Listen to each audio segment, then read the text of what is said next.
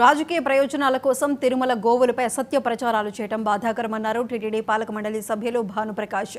100కు పైగా గోవులు మరణించాయని అబద్ధాలు ప్రచారం చేయడం సరికాదన్నారు. గతంలో టీటీడీ చైర్మన్గా పనిచేసిన వారు పని కట్టుకుని ప్రభుత్వంపై చేస్తున్న అసత్య ప్రచారాలు మానుకోవాలని సూచించారు.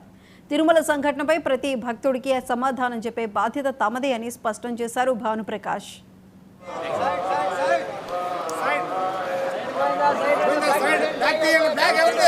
రాజకీయ ప్రయోజనాల కోసం గోవులతో గోవిందుడితో ఆడుకుంటున్నటువంటి వారి మీద చట్టరీత్యా చర్యలు తీసుకోబోతున్నాం.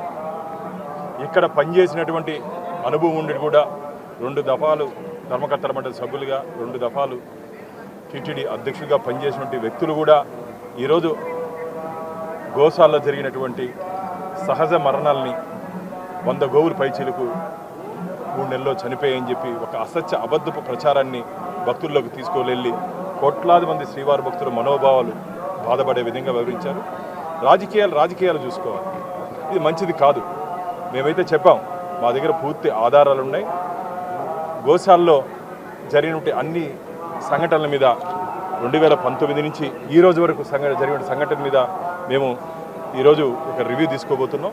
రాజకీయ ప్రయోజనాల కోసం గోవులతో గోవిందుడితో ఆడుకుంటున్నటువంటి వారి మీద చట్టరీత్యా చర్యలు తీసుకోబోతున్నాం.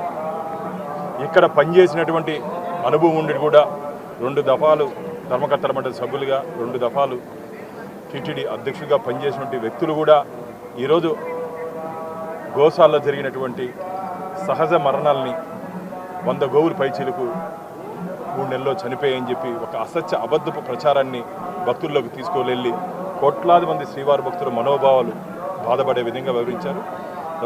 రాజకీయాలు చూసుకోవాలి, ఇది మంచిది కాదు. మేమైతే చెప్పాం, మా దగ్గర పూర్తి ఆధారాలు ఉన్నాయి. గోశాలలో జరిగినటువంటి అన్ని సంఘటనల మీద 2019 నుంచి ఈ రోజు వరకు జరిగిన సంఘటన మీద మేము ఈరోజు ఒక రివ్యూ తీసుకోబోతున్నాం.